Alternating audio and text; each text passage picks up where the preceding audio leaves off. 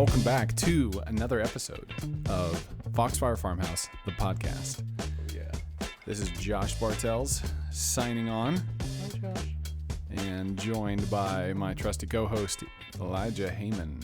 Well, hello there. And we just want to thank you all, everyone who responded to our last podcast. We just heard so many good things and so many hateful things. Mm-hmm. We're going to save the hate mail for next week. It will be its own episode. Because, you know, we wouldn't want to put it all in that early. Thank you for the donations of pizza. I know I just threw that out as just a comment, but the pizza arriving at our door from random strangers was fantastic. Yeah. Just the response has really blown me out of the water. Yeah. Yeah. I've been enjoying it. Yeah, so good. So good. I got recognized on the street. Last week. Yeah, just by your voice. He was saying something to his wife as he was walking down the boardwalk. It was actually my wife that recognized me. I was coming out of the store. She said, "You're from that podcast, aren't you?" Yeah, it was that's flattering. Me. Yeah, I'm sure. Yeah. So in reality, we just ended the last recording about 20 minutes ago. Yeah. So we haven't had time to hear from any of you, but that would be a great time to remind you that you can reach out to us if you go to foxfirefarmhouse.com and leave a comment. I don't even know if we have a I've got to work on the website. I don't think we have a comment section, but we do have a way to subscribe to an email blast, email explosion, an atomic nuclear explosion of email. We should start a Discord group. Ooh, that's a great idea. Maybe not. Maybe not. I don't know. Anyway. That could go crazy. Sorry. Yeah, we'll figure out what to do. Make it easier for you to contact us. But in the meantime, you'll just get to listen to our golden voices speak all the good stuff about movies. So today we are going to introduce the idea of Christ figures in the movies and how the big story of the world shapes our understanding of the stories that we tell, the stories in the movies.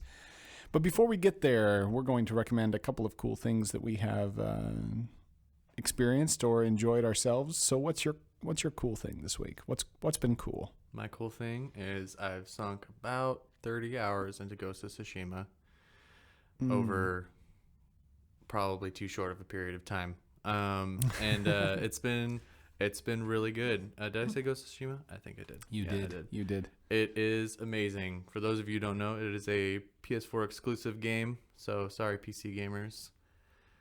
I have no sympathy for you. It is amazing. It's a Japanese game. It's based off of like Akira Kurosawa films and like anime and Japanese culture, and it takes place at the time of the Mongol invasion of Japan. And you play one of the last samurai after most of them get massacred by the unconventional warfare. So you get to play Tom Cruise? Yes, except not as racist and being a white savior. I have issues with that film. So you don't play a white Tom Cruise? No, busting you play a real samurai, which is more akin to the cooler characters in that film. That's cool. Yeah, you get. So do you go save villagers whose village is being plundered? Yes, you do. You save many villages, and no spoilers, but that story is really gripping, and it just got me in the feels, and I want to take out all the Mongols now. I'm ruthless. So effective storytelling. I feel one with the character. Awesome. And I felt sad. They killed people. Ooh, man.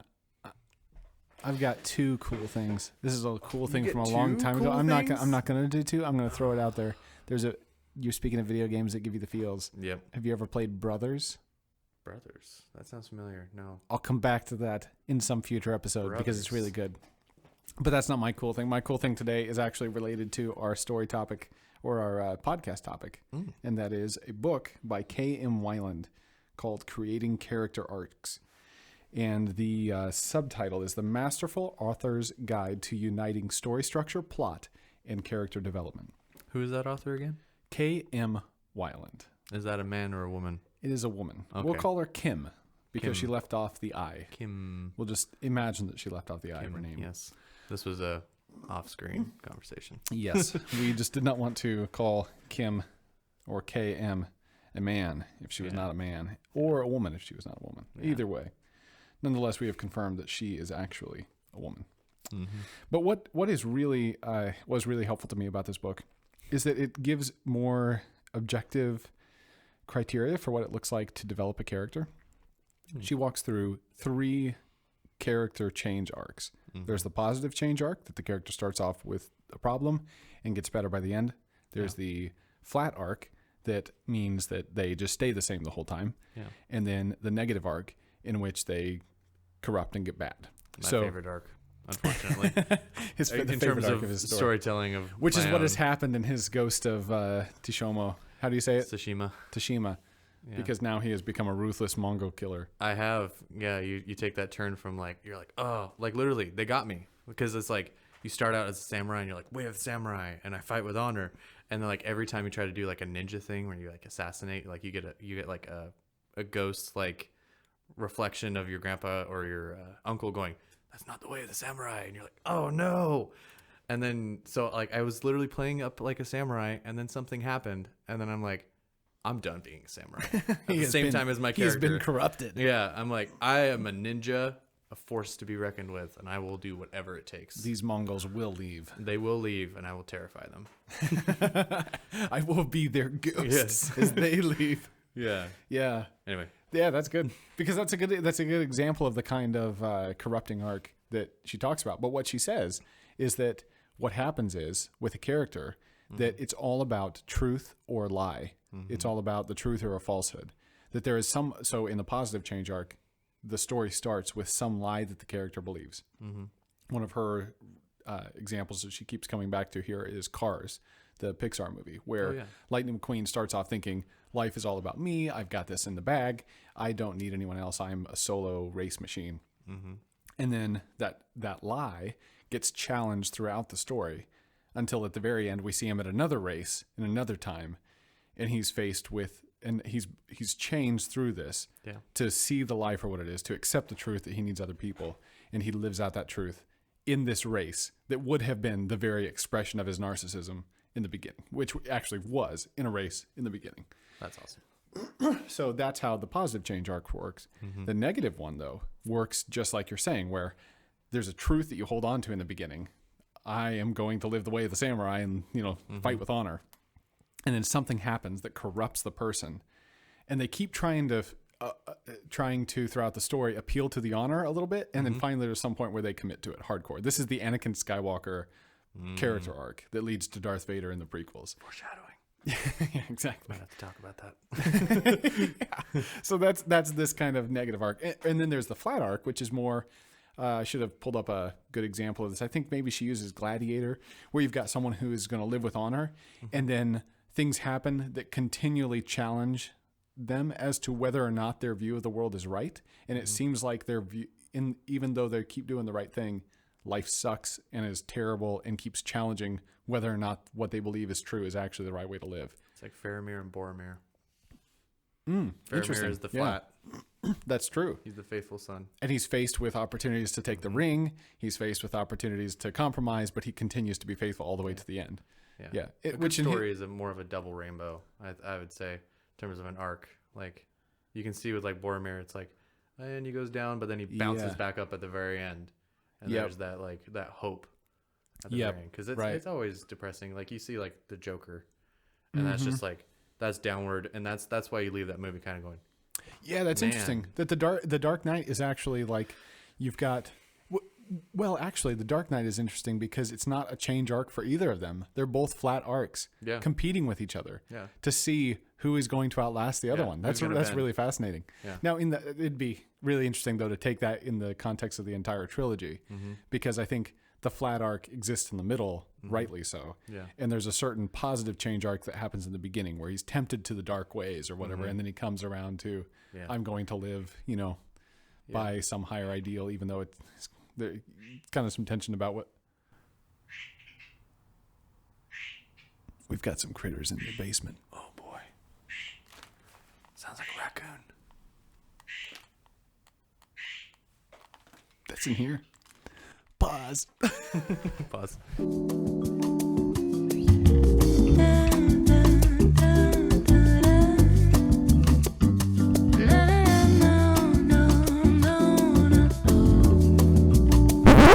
Turns out that it was a family of deer out back. Yeah, I'm sure somebody who listens to this will recognize that noise and go, raccoon, really?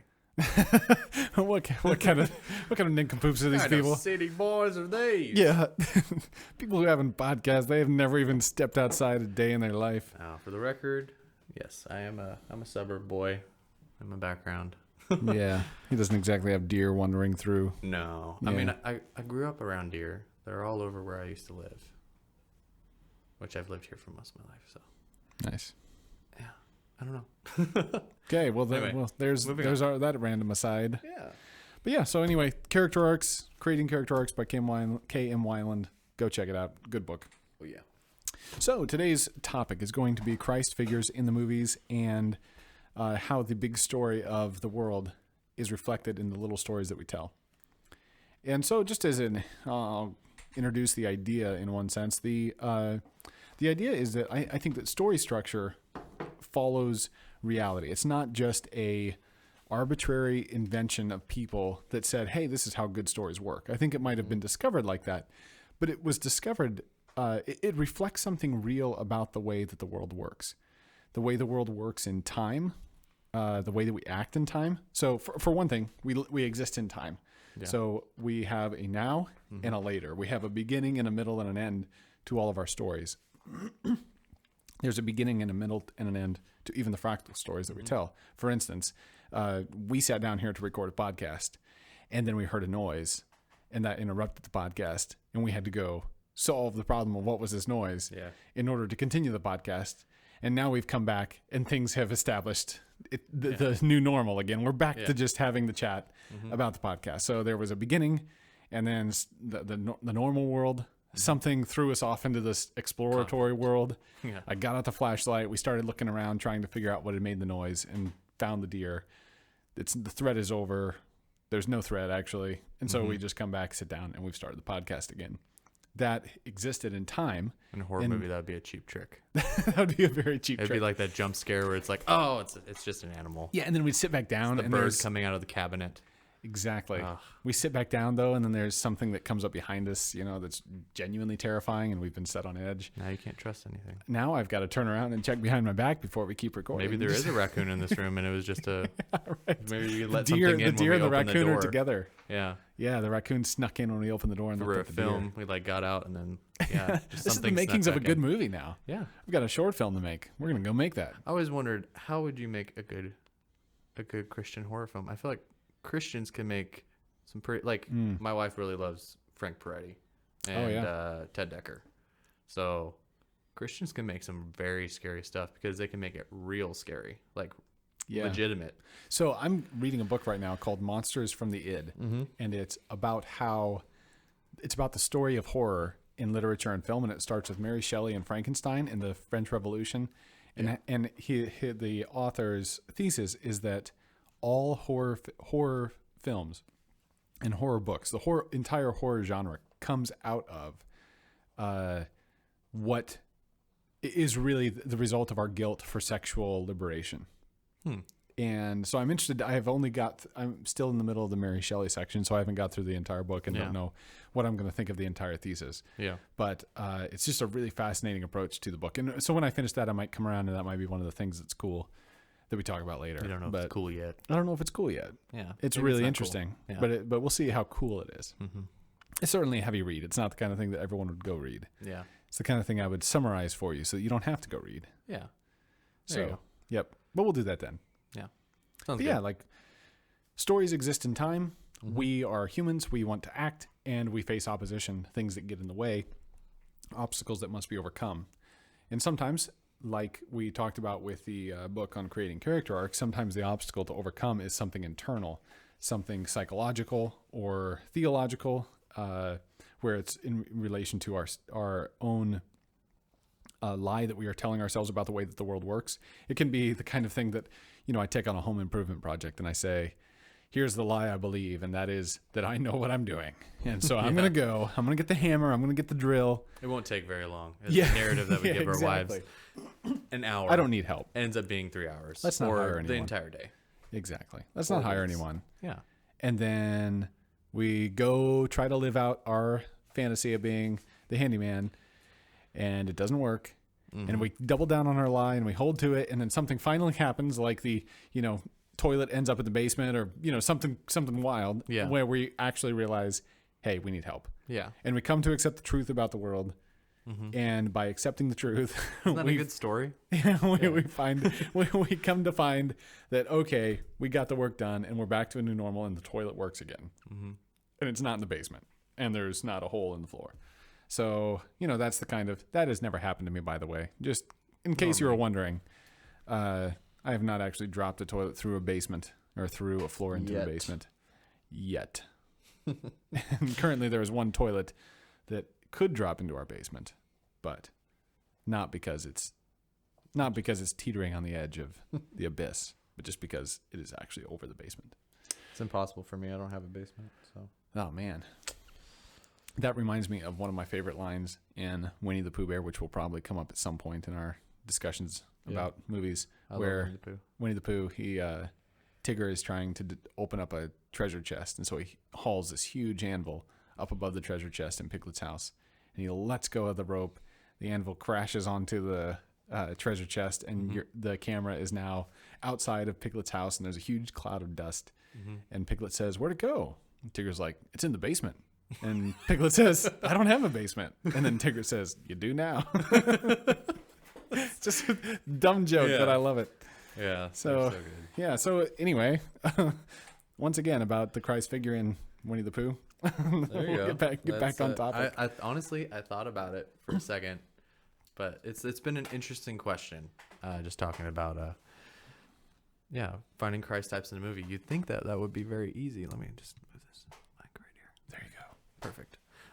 You think that would be really easy to find, because I just thought I started out really easy. Yeah, we should back out a little bit first too. So if all stories reflect the big story, that the biggest story of the world, that is the story that God is telling, is one of He creates man, man falls, God redeems man to Himself, and then restores things back to the way they were pre-fall, or restores man back to his original position or his original calling again, where he can actually image God like he was supposed to in the beginning.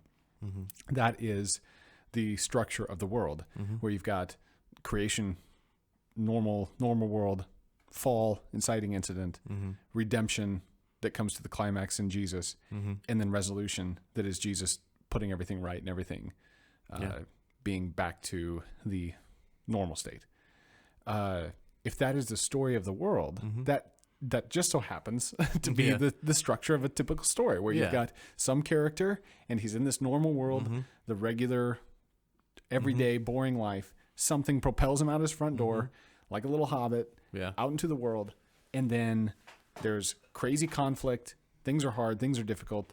And then finally there's some kind of redemption and everything goes back to being okay again. Now, sometimes there's inversions of that story, but the inversion proves the rule. It doesn't disprove it. Exactly. And so I think that then if all of our stories reflect the big story, then there are characters in these stories that reflect the person of Jesus Christ, who is at the center of the story that we believe as Christians. Yeah.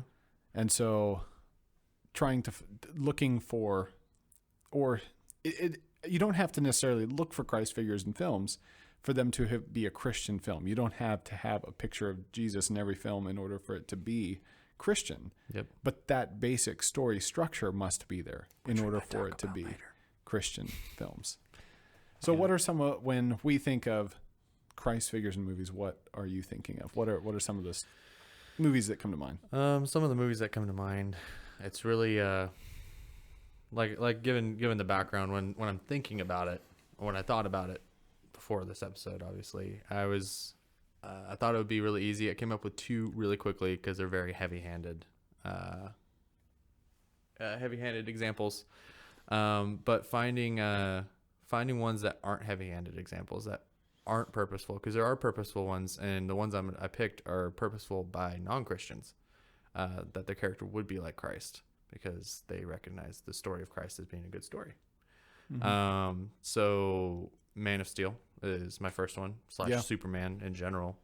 That is a very easy type of Christ. You have somebody who's supposedly like the most powerful being, who who comes to this earth, lives the life of a man, an alien, somebody who's not exactly from our world but looks like one of us, even though that's not necessarily the exact anatomy of Christ. But then he gets raised by humans and lives among us, and eventually reveals who he is, and reveals himself as a very powerful person who is morally the best of us, and helps take care of business and fight off bad guys, and saves Earth, saves humanity, forced outside of ourselves, but yet one of us. So that's and Zack Snyder really plays with that imagery throughout the entire thing. Like there's a scene where he's sitting in the church, and he's unsure whether he's going to give himself up to Zod, and that's when I really noticed it. And he's sitting there and he's praying in a church, and it's framed to where he's in the same kind of position as the stained glass mirror that's like above him, and it's got Jesus praying in the garden before he gives himself up and is crucified. He goes through that same arc, and there's a lot of like holding his hands out and like a crucifix position flowing out there, and obviously he gives himself up for humanity. He gives himself to Zod and says, "Take me," and ends up defeating Zod in the end of that film. Yeah, and in the rest of as it's developed in the character that is played by Henry Cavill, the most recent set of Supermans, as that is developed, it's even that kind of Christ figure is challenged in the sense that he becomes there's idolatry, right? Like they are erecting statues of him and trying to idolize him, and Batman says, "No, this shouldn't be. He's like going to destroy us, and we should really go against him."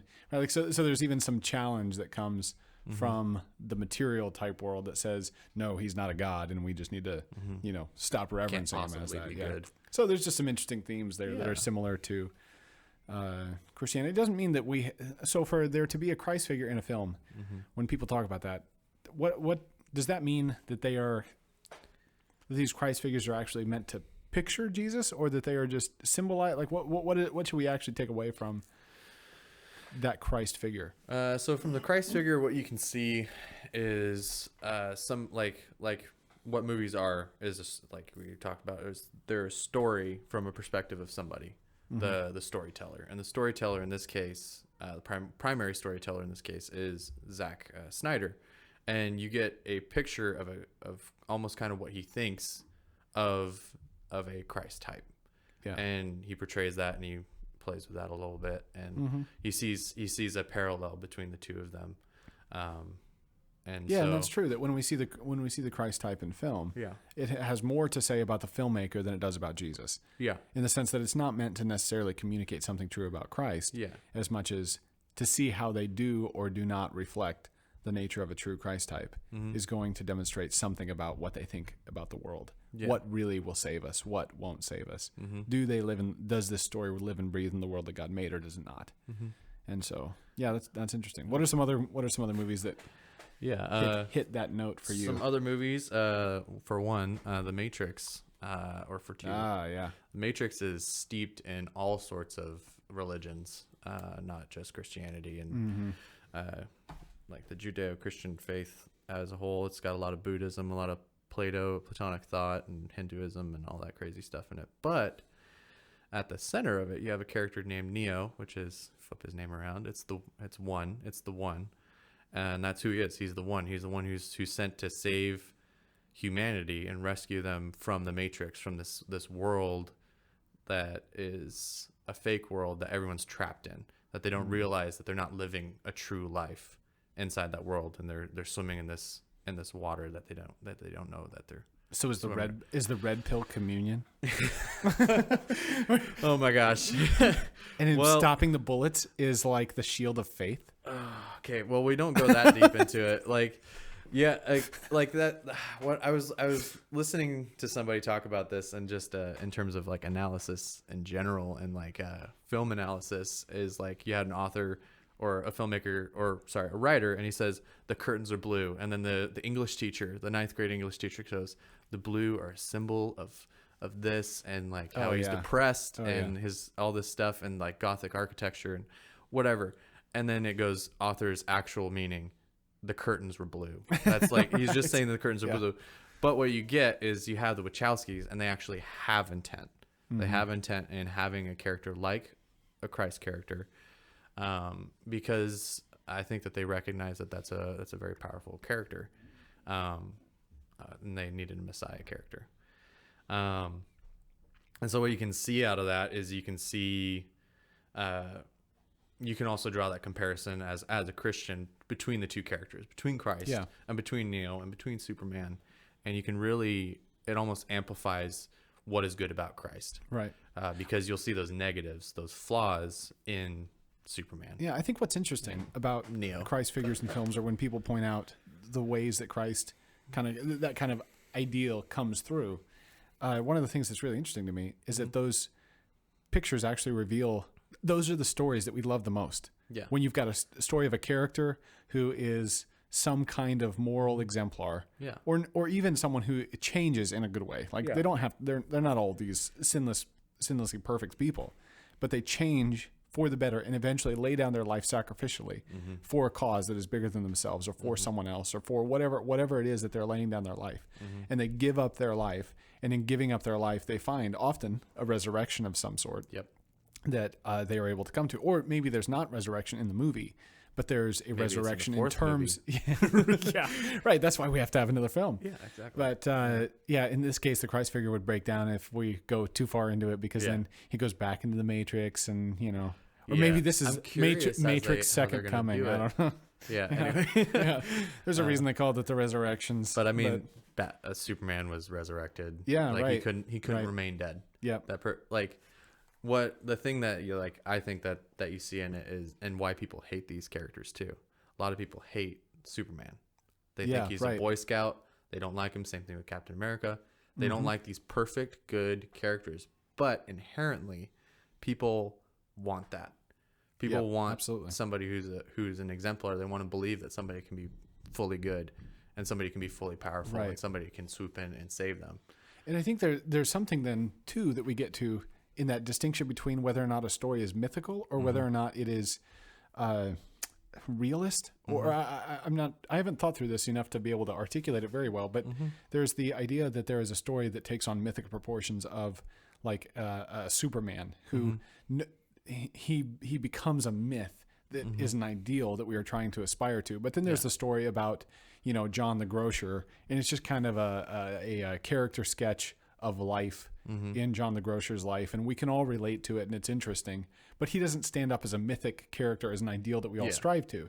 Now, when people, and this is interesting, is that when people mirror Jesus, whether that's a fictional character that ends up having some of those characteristics of sacrificing, of saving and destroying the enemy by giving himself up, then we actually find that to be mythic. So that even in real life, when they're in the sense, not in the fictional story world, but in real life, when we see that kind of sacrifice given, say in a hero in war time or in some kind of mission, or you see in sports, even like in small ways, where there's a certain type of heroism that is demonstrated in the sports game, that that story takes on a mythic proportion. That now this is not just John, who's just like everyone else, that is just kind of going through his life, and his life just happened to have exciting stuff in it. He ended up going on a boat that found himself in the middle of this adventure in the middle of a jungle, and he was trying to save or trying to recover this golden head. That's not the kind of that kind of story's fun and it's exciting, but it's not mythic in the sense that we all want to be that guy. Whereas when someone does lay down their life and acts in that morally exemplary way, acting like Jesus, then that gives us something that we aspire to, that it's an ideal for us to try to imitate. Exactly. And I think that's what happens that's kind of what maybe we're getting at with the Christ figure, is that when there's something in the Christ figure in the movie, it's a mythical ideal. Yeah, definitely. And that's kind of what I came to and going through all these movies and picking between them was what do I think a type of Christ is? Like, what is a type of Christ? Like, what does that mean? Like, because obviously Christ is a person and he's God. And so Christ has a personality. He has roles. He has a mission and responsibilities, and there's a lot of things that come with that. And so, like, and when I was thinking about this, I talked about this with my coworkers for a little bit, and I asked them what, all of which, most of which don't have faith in the Lord. A lot of them are questioning of it, but I asked them, well, what do you think of Christ type in movies are? Like, can you guys think of any examples? Because I was having a rough time. And it was really interesting, and I didn't realize it till after I had the conversation with them, was I was getting their perspectives on who they thought Christ was. Like, in terms of, like, the ideal. Like, as culturally, who is Christ? Who is this myth? Like, what is the mythic status of Christ in America right now in my crew? And most of them were like, well, you have to find a character who's, like, really good, somebody who sacrifices himself for their people. And so it really came down to self-sacrifice. Yeah. Somebody who overturned the normal and went to sacrifice themselves. And so it was interesting, and obviously that's not the only thing about Christ that you can look at. And that it was hard for me to break out of that too, is that there's more to Christ than just his self-sacrifice. And so there you can see types of Christ in literature and in movies in a good king. Yeah. And a person becoming king, like Aragorn and Lord of the Rings. I think that he's a good example, not all the time, because he's not a perfect example of Christ, but of him becoming a king and becoming that just and righteous and good king that everyone looks to, and he brings peace to the land, and he fulfills what he was given, his inheritance, and that was given to him. Right. And so you can see Christ in that. Yeah. And whereas, like, it can be easy to point at, like, every self-sacrifice thing, which we're going to, because most of our list is made up of that. But in some ways, that's how it ends up working out. And even I think what's interesting then about how Jesus is different from Aragorn, for instance, is that Jesus existed in our world. He exists in our world, and therefore, who he is and who he said he was, and the type of myth that he is, then confronts us with a choice. Because if he is the myth who he said he is, then that demands something of us. That demands us to decide whether or not he is going to be Lord of us too, whether or not we are going to admit that is true, whether or not the myth is real. And that's the kind of decision that we've come to as Christians is to say, we believe that the myth is real, and we are going to live in this myth and in this story. And that's, I think, what ends up giving life value and purpose, is that we are not simply we are not writing our own story. We don't have to come up with our own narrative. We are actually joining the narrative of the world. That's something that is way bigger than us. And even though we might be just a tiny bit character in the background, the Matrix, you might say. There we go, bringing it full circle. The Matrix, resurrected from the Matrix. We're playing for keeps here. We're fighting we're being used by the Lord to fight off the whatever those animatronic things are. We're fighting all those things. We're defending the demon machines. Is it the Ark? Is that where they're from? I forgot what it's called. Zion. Yeah. See, exactly. There's so many references to it, and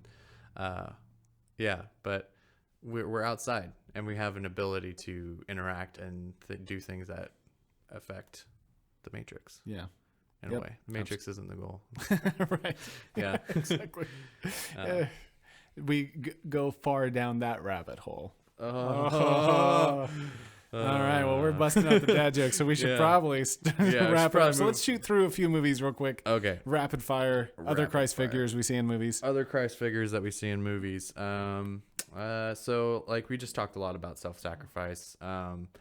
I think one of the good ones is Braveheart, and that's a not very historically accurate film, because historical fiction, basically. Because we know very little about William Wallace compared to Robert the Bruce, who did most of the things in that movie. But it's a really good story, and that's what we come to, and most people respect it because of that. But one of the things you can see in multiple fractals of Christ in William Wallace, which is why I really love the movie, is because you have that self-sacrificing moment where he goes freedom at the very end, And he dies for his people, and his people he like establishes Scotland as being free, and then people live in the reality that Scotland is meant to be free.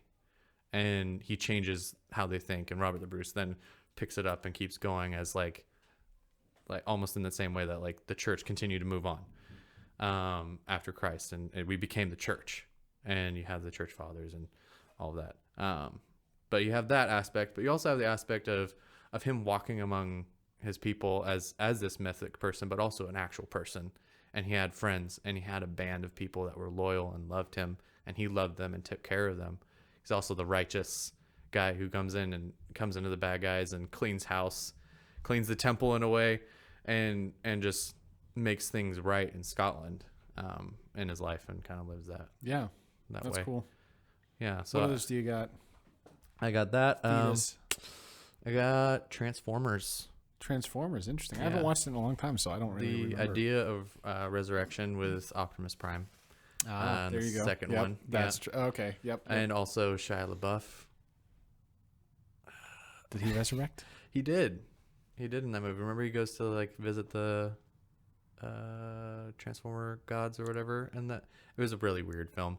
But nonetheless, they make that like metaphor where like, he gets resurrected. Yeah, nice. Cool. And he's a cool dude.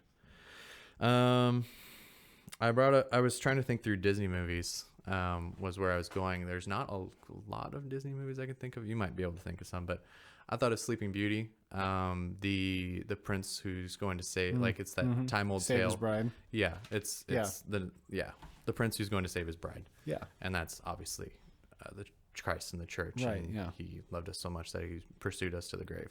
Yeah. And same thing with him. He was willing to, and he ended up fighting a dragon. Yeah. And Christ fought death for us. Absolutely. Satan. And I think what's interesting, what something that should be taken away from this is that not in a lot of these situations, in fact, I would say many of the ones we pointed out today, they aren't self-consciously trying to represent Jesus in the gospel. Yeah. It's that as Christians, we believe that the world was made by God, and they are trying to tap into something that is real in the world in order to, in the end, sell tickets or tell a good story or what, there's different reasons. And sometimes it's actually very explicitly Christian reasons that these writers write what they do.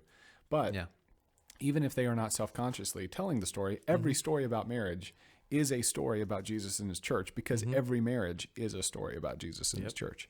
And so because these patterns are just baked into the way that the world is, and that the world has this symbolic texture to it, then story is inevitably going to say something about the gospel, which is why it's important to think through this, because stories can say something very bad and very wrong about the gospel. Yeah. And they can be very destructive. And when I say wrong about the gospel, it's not just to say that they get some particular wrong in relation to our stated doctrine, but that they are getting something wrong about the way that the world works. And that when you work against reality, it's like running your face into a brick wall. You're not going to go anywhere, and it's only going to hurt you.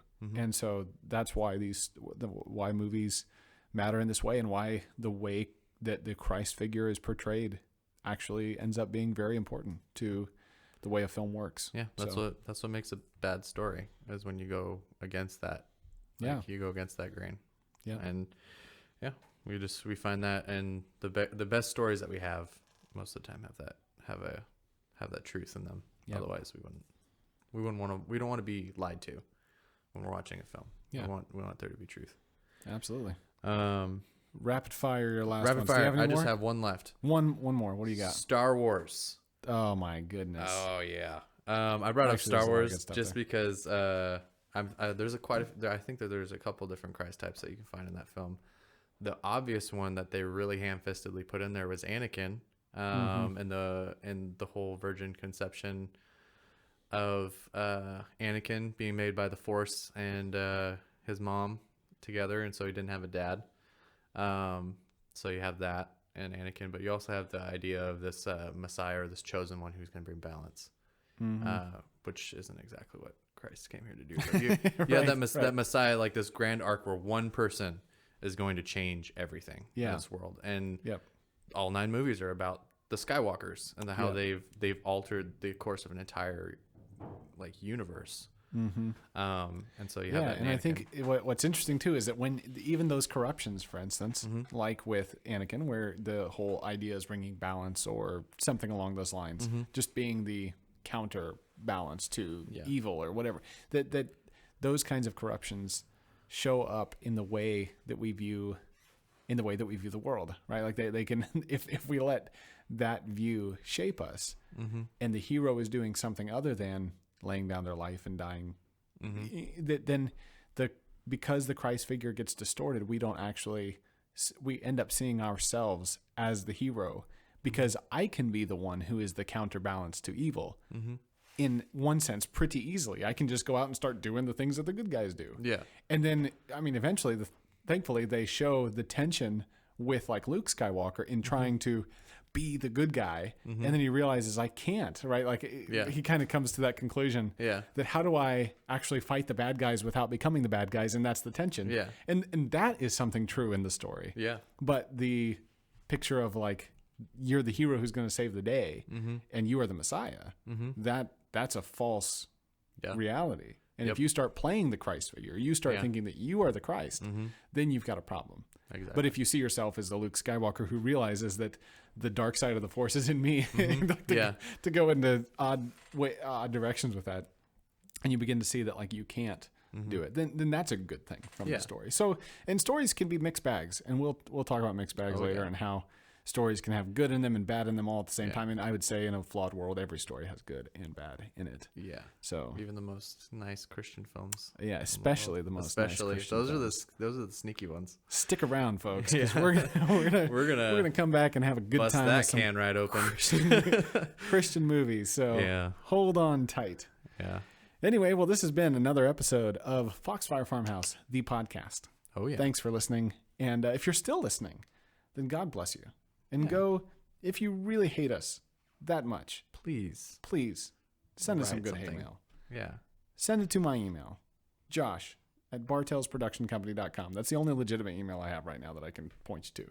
Okay. Go to that one. Yeah, I will.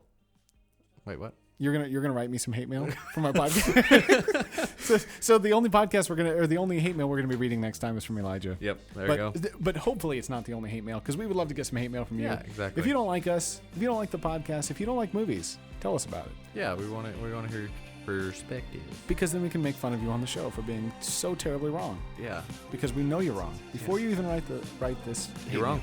And now you're gonna write us and say, you know what? I hate you because you guys think you're always right. And we are going to say, yes, we are. Yes, we are. That's so why we're going to agree with you this time. Yeah. So maybe we don't always disagree with you. Yeah. We have a podcast because, it's a conversation. Yeah. It's a dialogue. A dialogue. In the classical term, dialogue. Right. Yeah. So, write the hate mail. Write the love mail. Give it to us. Yep. Go check out the website, foxfirefarmhouse.com, and we will talk with you next time. Bye. Bye.